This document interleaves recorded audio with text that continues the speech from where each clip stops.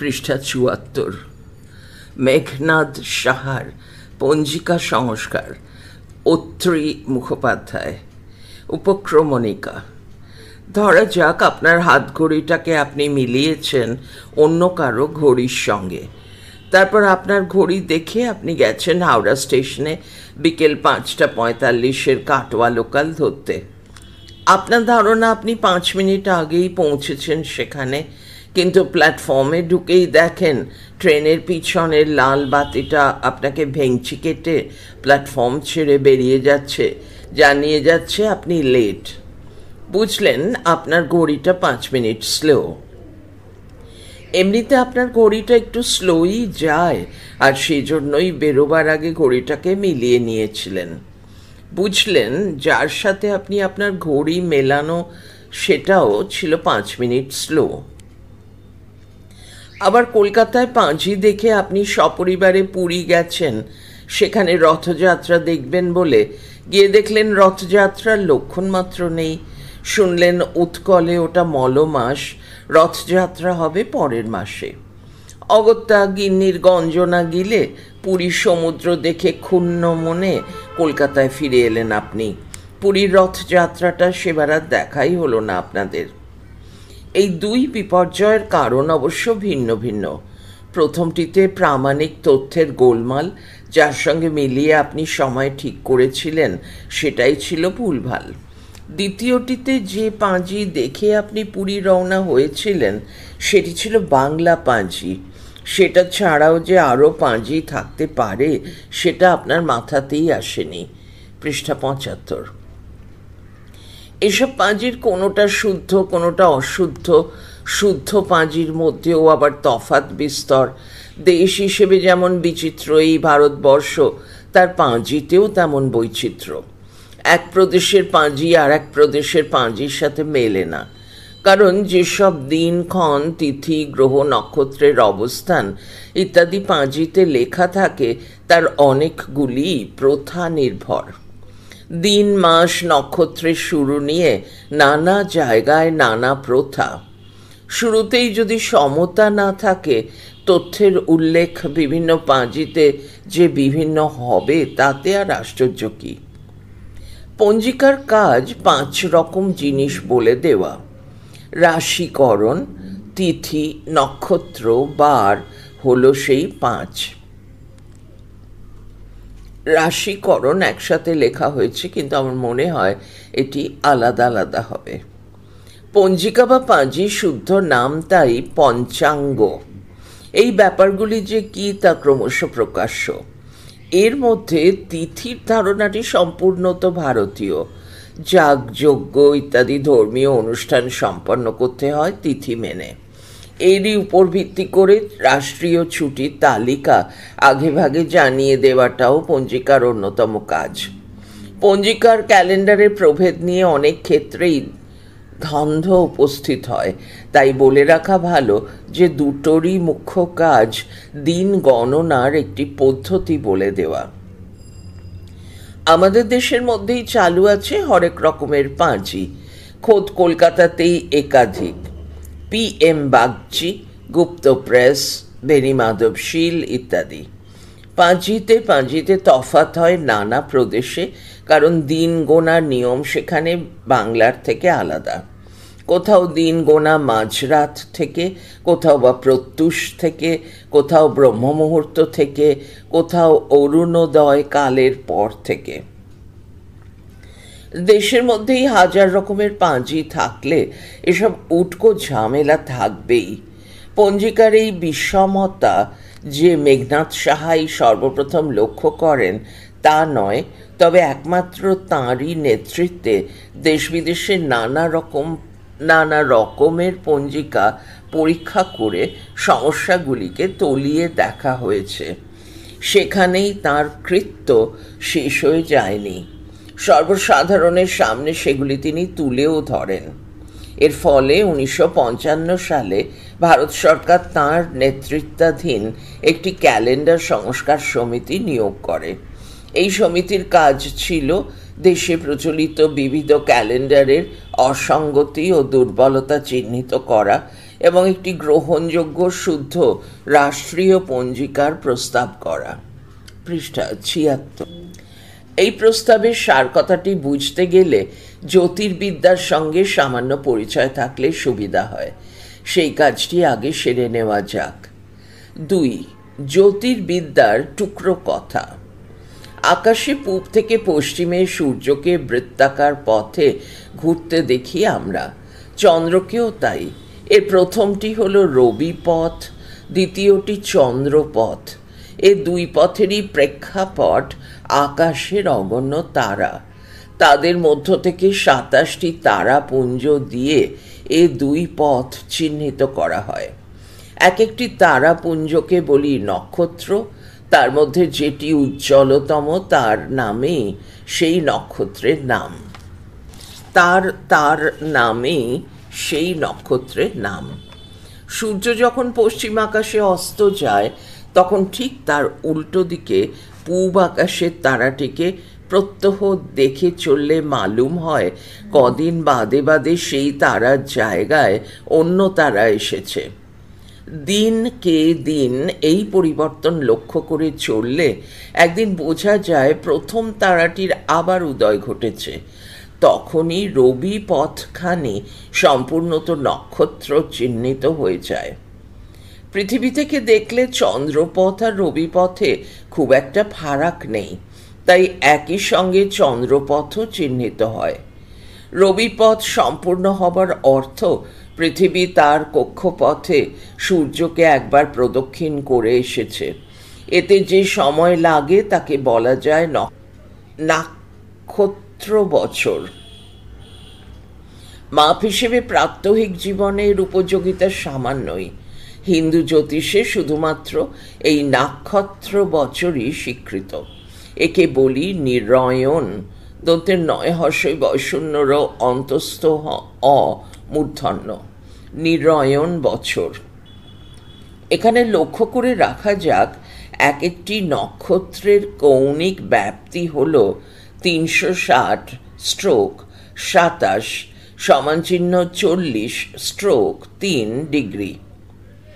একদিন যদি দেখা যায় বাড়ির পূব পশ্চিমে টানা বারান্দাখানির সবটুকু অস্তরাগে রঙিয়ে উঠেছে, পরদিন আর তেমনটি হয় না। আলো তখন একটু তেরছা হয়ে যায়, বারান্দাটি সবটুকু তখন ঝলমলিয়ে ওঠে না। পরবর্তী যেদিন আবার সম্পূর্ণ বারান্দাখানি অস্তরাগে রঙিয়ে ওঠে, তখন বোঝা যায় সূর্য আর পৃথিবীর আপেক্ষিক অবস্থান আবার আগের মতো হয়ে উঠেছে। তার মানে পৃথিবী তার সূর্য পরিক্রমা সম্পন্ন করেছে। মাঝের এই সময়টুকুকে বলা যায় এক সৌর বৎসর। দন্তে শয়ৌকার বয়শূন্য র। তবে তেমন টানা বারান্দা তো আর সবসময় মেলে না। আমাদের চাই বছরের একটি সাধারণ সংজ্ঞা যা সর্বত্র প্রযোজ্য হতে পারে। পৃষ্ঠা ৭৭। সেই স্বাভাবিক সংজ্ঞাটি মেলে একটি ঋতু কত সময়ে ফিরছে লক্ষ্য করে। জানি সূর্যই প্রকৃত ঋতুকর। পৃথিবীর সাপেক্ষে তার অবস্থান ভেদেই ঋতুর বদল হয়। এই অবস্থান ভেদ যেহেতু পর্যায়ক্রমিক, তাই একই ঋতু বারবার ফিরে আসে। সুতরাং কোনো এক ঋতু কত সময় অন্তর ফিরে আসে তা দেখেও বলা যায় পৃথিবী তার সূর্য পরিক্রমা সম্পূর্ণ করেছে। এ প্রসঙ্গে খেয়াল করতে হয় পৃথিবীর বিষুব তল আর রবি পথের তল এক নয়। এ দুটি পরস্পরকে একটি সরল রেখায় ছেদ করে। এর ফলে রবি পথের বিপরীত দুই ছেদবিন্দুতে সূর্য এলে পৃথিবীতে দিবা রাত্রি সমান হয়। বন্ধনী শুরু। জল বিষুব বর্গীয় জ ল বয়হস্যই মধ্যাহ্নস্বয় হস্যৌ ব। জল বিষুব বা শারদ বিষুব ২২ সেপ্টেম্বর শরৎকাল এবং মহাবিষুব বা বাসন্ত বিষুব ২১ মার্চ বসন্তকাল।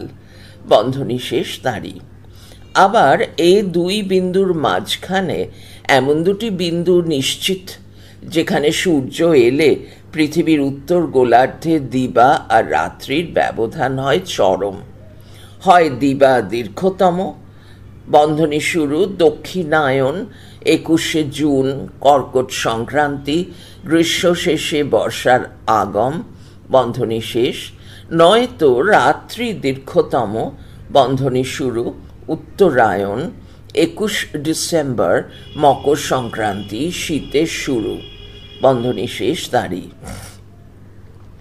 রবিপথের এই বিশেষ বিন্দুগুলি যাদের বলা হয় বিষ্ণুপদ, তারাও চিহ্নিত হতে পারে নক্ষত্র দিয়ে।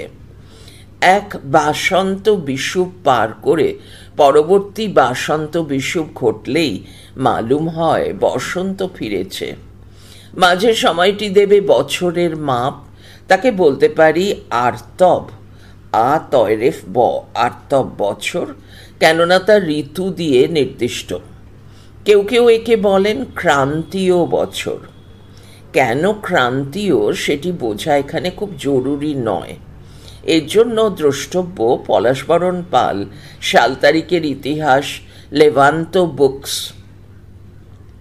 এই আর্তব বছরের হিসেব রাখাটা দরকার সব মানুষেরই, কারণ তাই দিয়ে জানা যায় কখন বর্ষা আসবে, কখন ধান রুইতে হবে, কখনই বা পাকা ধান ঘরে তুলতে হবে, এইসব।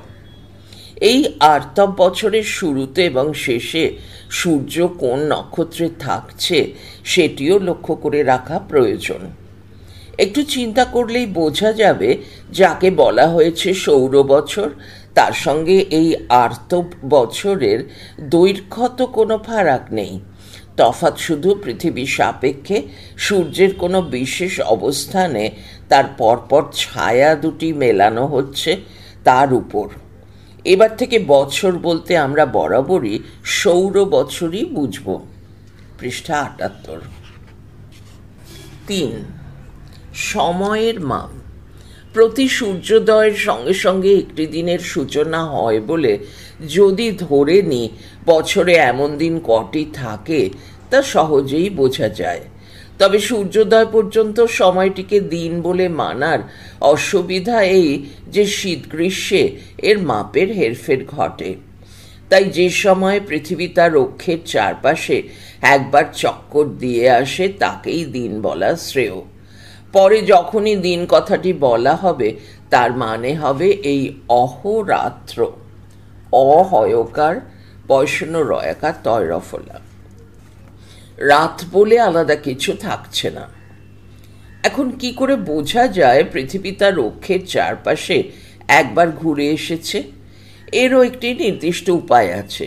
যে কোনো জায়গা থেকে আকাশকে যদি উত্তর দক্ষিণ বরাবর একটি কাল্পনিক রেখা দিয়ে সমানভাবে ভাগ করা যায় এবং দেখা হয় সূর্য পরপর দুবার সেই রেখাটি পার করছে কতটা সময়ে, তাহলেই পাওয়া যায় একদিনের মাপ। ঘড়ির হিসেবে সেটি 24 ঘন্টা। এটিকে বলি সৌর দিন। সূর্যের বদলে কোনো তারা ব্যবহার করলে সেটা হয়ে দাঁড়ায় নক্ষত্র দিন, নাক্ষত্র দিন। তন্ত্রের নয়াকার কয়মধ্যন্নশয় তয়রফলা। নাক্ষত্র দিন সৌরদিনের চেয়ে যা সামান্য ছোট, 23 ঘন্টা 56 মিনিট 4.1 সেকেন্ড। এই দুই দিনের দৈর্ঘ্য অসমান হবার কারণ পৃথিবীর কক্ষীয় আবর্তন। দ্রষ্টব্য পলাশবরণ পাল, সাল তারিখের ইতিহাস। শীত গ্রীষ্মে এরকম দিনেরও মাপ বদল হয়, কিন্তু সেই পরিবর্তন ঘটে সারা পৃথিবী জুড়েই এবং সামান্য পরিমাণে। তাই এরকম দিনের একটি গড় মাপ নেওয়াই যথেষ্ট। সেই গড় মাপটিকে বলি শ্রাবণ, দন্তের সয়াকার ব, দন্তের ন, শ্রাবণ দিন। এরপরে এখানে যতবার দিন বলা হবে তার অর্থ হবে 24 ঘন্টার এই শ্রাবণ দিন। এরপরেই যে প্রশ্নটি ওঠে তা হলো এক বছরে এরকম দিন কটি থাকে? বর্তমান কালের সূক্ষ্ম হিসেবে তা 365.2422, অর্থাৎ 365 দিন 5 ঘন্টা 48 মিনিট 46 সেকেন্ড। বন্ধনী শুরু, এটি 366.2422 নক্ষত্র দিনের সমান। বন্ধনী শেষ দাঁড়ি। ভারতীয় পঞ্জিকায় এর মাপ ধরা হয় 365 দিন 6 ঘন্টা 12 মিনিট 36 সেকেন্ড, অর্থাৎ বছর এখানে 23 মিনিট 48 সেকেন্ড বড়। তার মানে ভারতীয় মহাকাশ ঘড়িটা বছরে 23 মিনিট 50 সেকেন্ড স্লো। এটি একটি বড় রকমের ত্রুটি। এর জন্যে ট্রেন মিস না হলেও ঋতু মিস হয়। প্রায় 4300 বছরে ঋতুগুলি 1 মাস মতন পিছিয়ে যায়। পৃষ্ঠা 79। বছর ও দিনের মাঝামাঝি সময়ের পরিমাপ হল মাস। তার ভিত্তিও গগনচারীদের পর্যাবৃত্ত গতি। চাঁদ পর্যায়ক্রমে ঘুরে চলে পৃথিবীকে ঘিরে। এর 1 পাক ঘোরার সময়কে বলি মাস। এখানেও এই 1 পাক বোঝার উপায় হলো এক নক্ষত্র থেকে শুরু করে চাঁদ সেই নক্ষত্রে কত দিনে ফিরছে সেটি দেখা। এর মধ্যে চাঁদ রবি পথে মোটামুটি 40 / 3 ডিগ্রি কৌণিক বিস্তারের 27টি নক্ষত্র ছুঁয়ে যায়। তাতে যে মোট সময় লাগে তা হল নক্ষত্র মাস, যার দৈর্ঘ্য 27.32166 দিন। নক্ষত্র বছরের মতো এই নক্ষত্র মাসও তেমন কাজের নয়। বছরের মতন মাসের সংজ্ঞারও একটি স্বাভাবিক এবং কার্যকরী বিকল্প আছে। পর্যায়ক্রমে পূর্ণিমা অমাবস্যা হয়। এক পূর্ণিমা বা অমাবস্যা থেকে পরের পূর্ণিমা বা অমাবস্যা অবধি যে সময়, তা হলো এক চান্দ্র অথবা জ্যুতি, অন্তস্থ জয় হর্ষৌ তয় হর্ষই, জ্যুতি মাস। বন্ধনী শুরু। কেন জ্যুতি মাস তার জন্য দেখুন পলাশবরণ পাল। বন্ধনী শেষ দাঁড়ি। জ্যুতি মাসের গড় দৈর্ঘ্য 29.5305 দিন বা 29 দিন 12 ঘন্টা 44 মিনিট 2.8 সেকেন্ড। এখানেও আছে রীতির ভিন্নতা। মাস অমান্ত অর্থাৎ অমাবস্যা দিয়ে শেষ হতে পারে, আবার পূর্ণিমান্তও হতে পারে। পঞ্জিকা বৈষম্য ঘটে এ কারণেও। এক সৌর বছরে থাকে 12.3683 জ্যুতি মাস বা 13.3683 নক্ষত্র মাস। 12টি জ্যুতি মাসে 365 দিন পূর্ণ হয় না, হরে ধরে 354 দিন সম্পূর্ণ হয়। সৌর বছর আর চান্দ্র বছরের ফারাক তাই 11 দিনের। ভারতের বেশিরভাগ অঞ্চলে এই চান্দ্র ক্যালেন্ডারই মানা হয়। বোঝাই যাচ্ছে তাতে ঋতু পর্যায় ঠিক থাকে না।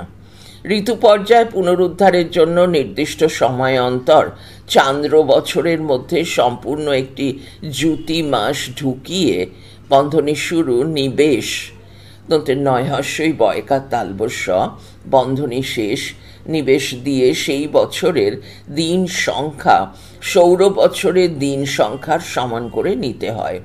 তার ফলে তৈরি হয় চান্দ্র সৌর ক্যালেন্ডার। চন্দ্রপথে চাঁদ চলে একটু হেলে দুলে, অর্থাৎ তার পথটা চিকন সূক্ষ্ম নয়, খানিকটা প্রশস্ততা আছে তাতে। সেই সঙ্গে চাঁদের গতিও ঠিক নিয়মিত নয়, ফলে জ্যুতি মাসের একটা জুৎসই বিকল্প খোঁজার দরকার হয়ে পড়েছিল। তার জন্য মাসের একটি সূর্যভিত্তিক সংজ্ঞা ভাবতে হয়, কৃত্রিম হলেও তা সুবিধাজনক। রবিপথকে সমান 12টি ভাগে ভেঙে ফেলে তার এক একটি ভাগকে বলা হয় রাশি। রাশি বিভক্ত রবিপথ তাতে হয়ে ওঠে রাশি চক্র। পৃষ্ঠা 80।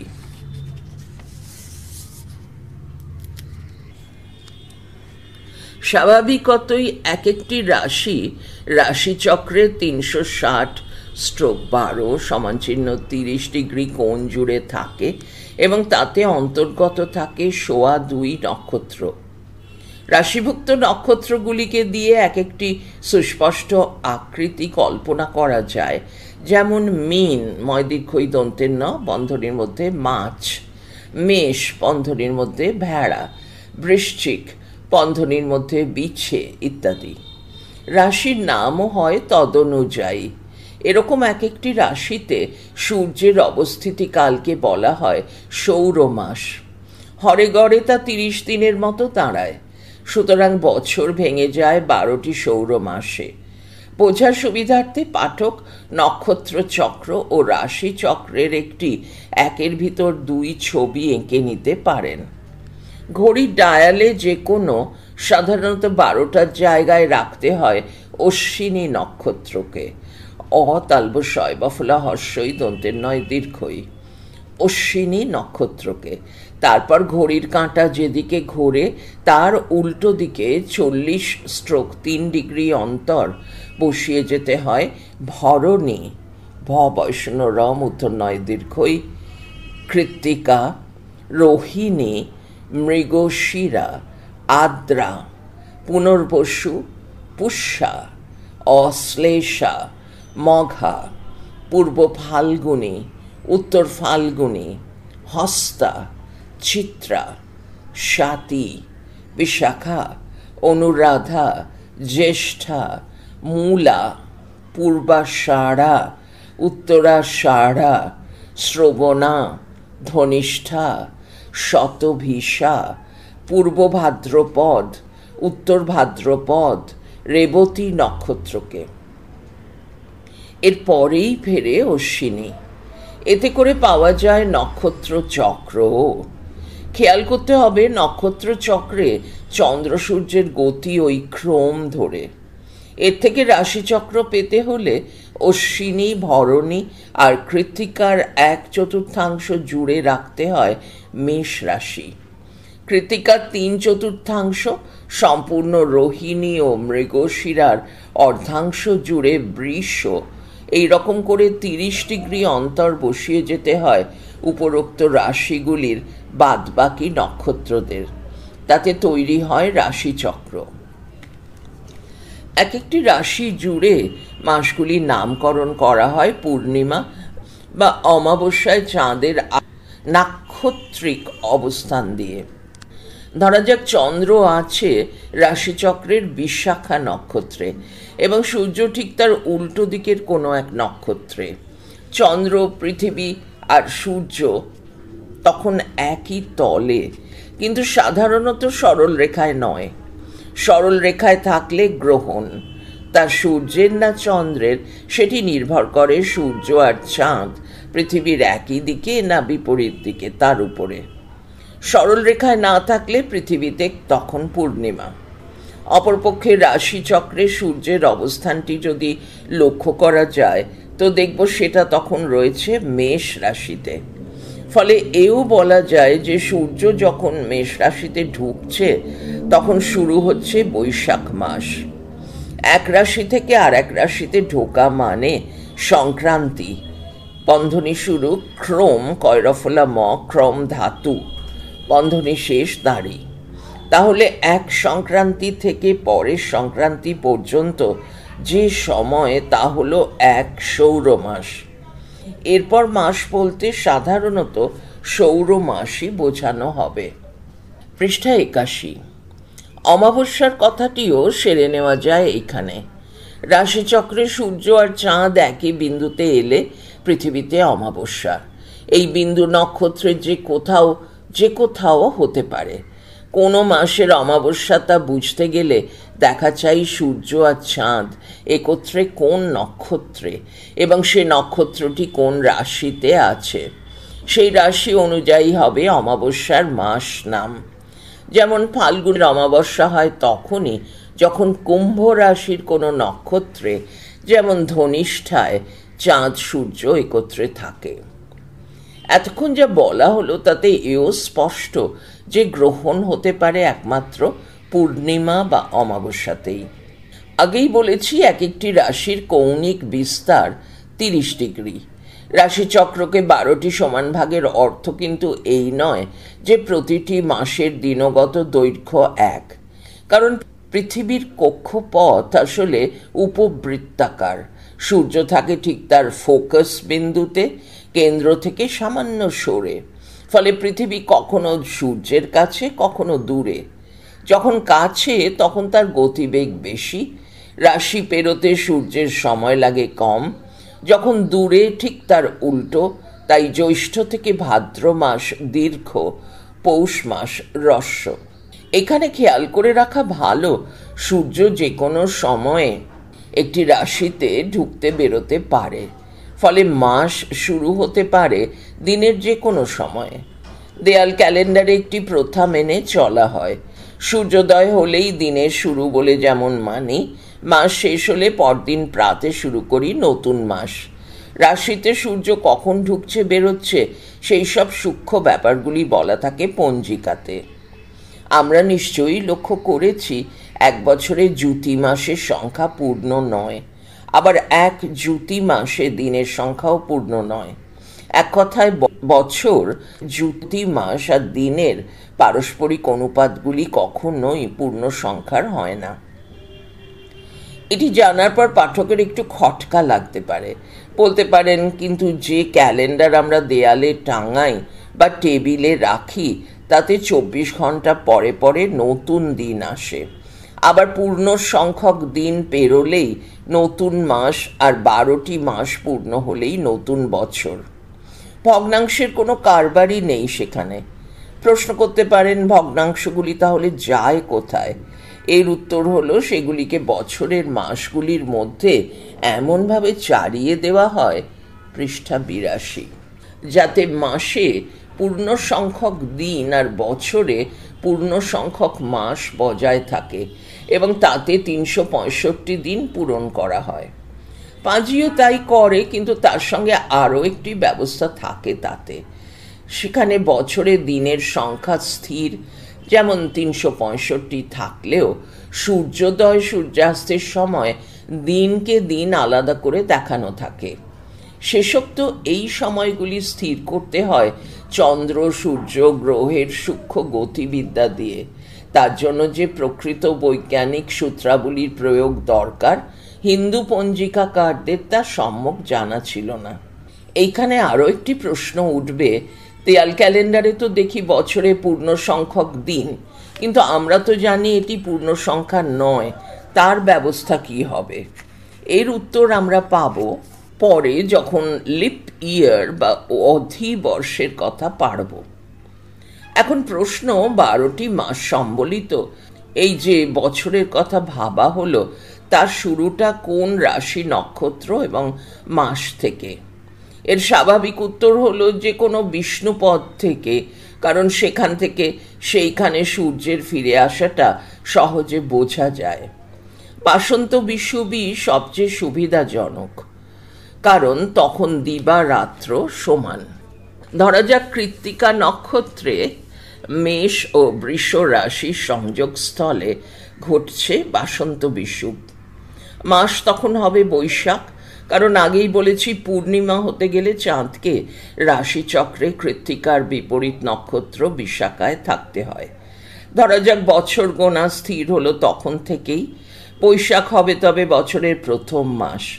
তারপরে ঘড়ির কাঁটা যেদিকে ঘোরে তার উল্টো দিকে রাশিচক্রের 30 ডিগ্রি অন্তরে যথাক্রমে জ্যৈষ্ঠ, রাশি বৃষ, আষাঢ় মিথুন, শ্রাবণ কর্কট, ভাদ্র সিংহ, আশ্বিন কন্যা, কার্তিক তুলা, অগ্রহায়ণ বৃশ্চিক, পৌষ ধনু, মাঘ মকর, ফাল্গুন কুম্ভ, চৈত্র মীন।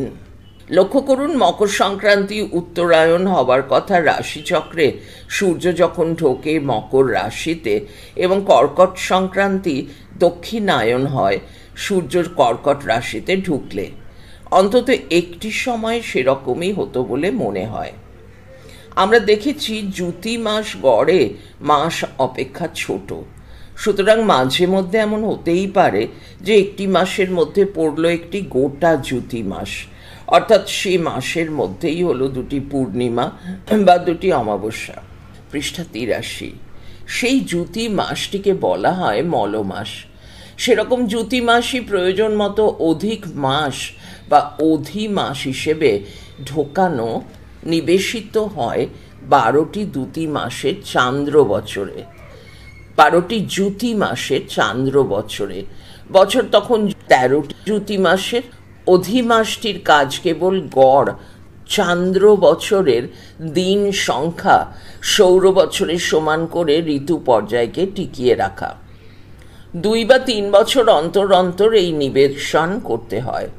গত বছরে 1422 সনে আষাঢ় মাসটি ছিল এমনই একটি মল মাস। গুঁজে দেওয়া বাড়তি মাসের নামের আগে অধিক অভিধাটি বসাতে হয়। তারপরে যে মাসটি শুরু হয় সেটি আসল মাস বা নিজ মাস নাম। ধরা যাক আষাঢ় হলো এমনই একটি মল মাস, তারপরে যে মাসটি শুরু হবে তার নাম হবে নিজ আষাঢ়। প্রত্যেক 3-4 বছর অন্তর 12 জায়গায় 13টি জ্যুতি মাস দিতে হয় 1 বছর। লক্ষণীয় এই যে তিথি এবং সেই সম্বন্ধীয় অনুষ্ঠান সূচির কোনো হেরফের যাতে না ঘটে, মলমাসে সমস্ত ধর্মীয় আচার অনুষ্ঠান নিষিদ্ধ। শুরুর দিকে পুরীতে রথযাত্রা দেখতে গিয়ে যে বিপত্তির কথা বলেছি তা ঘটেছিল এই জন্যে। আমরা সৌরদিনের কথা বলেছি, চান্দ্রদিন বলেও একটি পরিমাপ হতে পারে, তাকে বলে তিথি। এই তিথির ধারণাটি একমাত্র হিন্দু জ্যোতিষেই আছে। তিথির সংজ্ঞার জন্য লক্ষ্য করুন, চাঁদ 29 দিনে রাশিচক্র সম্পূর্ণ করে, সূর্য করে প্রায় 365 দিনে। সম্পূর্ণ রাশিচক্র মানে 360 ডিগ্রি। সূর্যের কৌণিক বেগ তাহলে প্রায় দিনে 1 ডিগ্রির চেয়ে সামান্য বেশি। ওদিকে চাঁদ 360 ডিগ্রি পেরোয় 27 দিনে, অতএব তার কৌণিক বেগ দিনে 360/27 =40/3 ডিগ্রি, অর্থাৎ দিনে 1 নক্ষত্র। সূর্যের চেয়ে চাঁদ তাহলে চলে তাড়াতাড়ি, দুটির মধ্যে আপেক্ষিক বেগ তাহলে দিনে প্রায় 12 ডিগ্রি। ধরা যাক রাশিচক্রে চন্দ্র সূর্য আছে একত্রে এক নক্ষত্রের একটি জায়গাতে। আগেই বলেছি তখন অমাবস্যা। এরপর যে সময়ে চাঁদ সূর্যকে 12 ডিগ্রি ছাড়ায় তাকে বলি এক তিথি। তাহলে অমাবস্যার পর 12 ডিগ্রি ছাড়ালে সম্পূর্ণ হবে এক তিথি, যাকে বলি প্রথমা। 24 ডিগ্রিতে দ্বিতীয়া। এমনি করে পঞ্চদশ তিথিতে চাঁদ আর সূর্যের কৌণিক ব্যবধান দাঁড়াবে 180 ডিগ্রি। অর্থাৎ চাঁদ আর সূর্য তখন রাশিচক্রে থাকবে মুখোমুখি অবস্থানে, মানে পূর্ণিমা। এই মোট সময়টি হলো 15 তিথি সম্বলিত শুক্লপক্ষ। এরপর কৃষ্ণপক্ষের শুরু। তিথি বৃদ্ধির সঙ্গে সঙ্গে চাঁদের এক একটি করে কলা খসতে থাকবে। 30 তিথিতে পুনরায় পূর্বাবস্থা, অর্থাৎ অমাবস্যা। পৃষ্ঠা 84। 15টি শুক্ল আর 15টি কৃষ্ণ, এই 30টি তিথি নিয়ে সম্পূর্ণ হয় একটি জ্যুতি মাস, যার গড় দৈর্ঘ্য 27 দিন। এরকম 12টি জ্যুতি মাস নিয়ে পূর্ণ হয় এক চান্দ্র বছর। তাতে থাকে 27 গুণিত 12 = 324 দিন। চান্দ্র বছর তাহলে বছরের চেয়ে 11 দিন ছোট। মাসে মাসে পূর্ণিমা বা অমাবস্যা প্রায় 1 দিন করে এগিয়ে আসে। এ মাসের 9 তারিখে যদি পূর্ণিমা বা অমাবস্যা হয়, পরের মাসে তা হবে 7 বা 8 তারিখে। সুতরাং এমনও হতে পারে যে একটি মাসে 2টি পূর্ণিমা বা 2টি অমাবস্যা পড়ল। এইভাবে যে জ্যুতি মাস গোটাগুটি একটি মাসের অন্তর্গত হয় তাকেই বলা হয়েছে মলমাস। আগেই দেখেছি সময়ের পরিমাপ হিসেবে তিথি আর দিন এক নয়। সাধারণত তিথি দিনের চেয়ে ছোট। সুতরাং এমনও হতে পারে যে একটি সম্পূর্ণ তিথি ছাড়াও 2টি তিথির অংশ পড়ল একই দিনে। বন্ধনীর মধ্যে ত্রহস্পর্শ, তয় রফলা জফলা হ, দন্তে শয় পয়, তালবস্যয় রেফ। ধর্মীয় আচার অনুষ্ঠানে সেরকম তিথিও বর্জনীয়। ওদিকে আবার চন্দ্রের গতি অনিয়মিত হওয়াতে উল্টোটিও ঘটতে পারে, অর্থাৎ একটি তিথি একটি দিনকে ছাপিয়েও যেতে পারে। ফলত তখন একটি জ্যুতি মাসকে ছাপিয়ে যায়, সেটিকে বলে ক্ষয় মাস। কয়মধ্যাহ্নস্বয় অন্তস্থ ক্ষয় মাস। এরকম ঘটনা অবশ্য খুব বিরল। পুণ্যকর্ম সে মাসেও পরিত্যাজ্য। পড়া চলছে পরের ফাইলে 4 পঞ্জিকা সংস্কার।